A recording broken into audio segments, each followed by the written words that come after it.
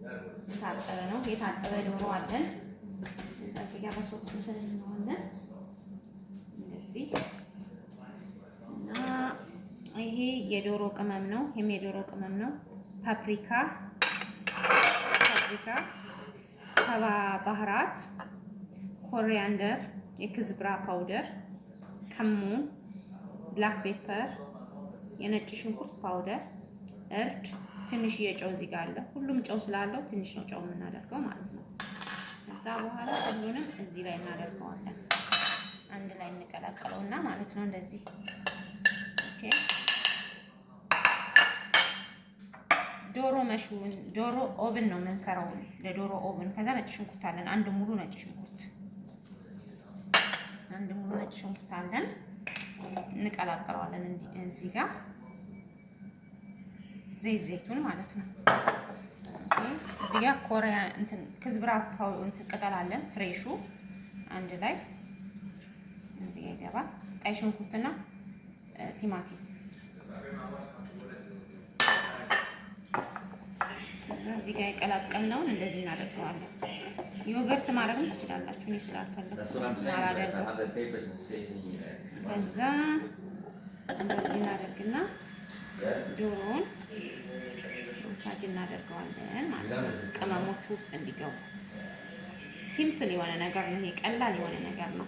ብዙ ቅመም አይፈልግም። ያው እንደሚበላው ሰው ነው፣ እንደ ፍላጎት ነው።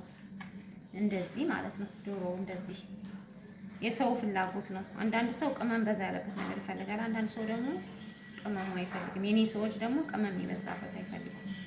ስለዚህ እንደነሱ ፍላጎት ነው እኔ የምሰራው ማለት ነው። ከዛ ድንች 2 ፍሬ ድንች ነው ያደረኩት። 2 ፍሬ ድንች ነው ያደረኩት። ዶሮውን ማሳጅ አድርጌ ከጨረስኩ በኋላ ድንቹን አብሬ አሸዋለሁ ለቅመሙ ማለት ነው። ከዛ በኋላ እንደዚህ አደራድረውና ይሄው እንደዚህ መታሸት አለበት በቅመም። በጣም ነው የሚጣፍጠው። በዳቦ ይበላል፣ በቂጣ ይበላል፣ የፈለጋችሁት ነገር ማለት ነው። ከዛ በኋላ ውሃ እናደርግበትም። ውሃ የምናደርገው ልንሰራው ስንል ነው። እኔ አሁን ስለማሰራ ኦቭን አሁን አይገባም። ትንሽ ከ20 ደቂቃ በኋላ ነው ኦቭን የሚገባው። ከዛ ዛሬ በዚህ መልኩ ጨርሰናል። አያችሁ ድንቹን፣ ዶሮ ራሱ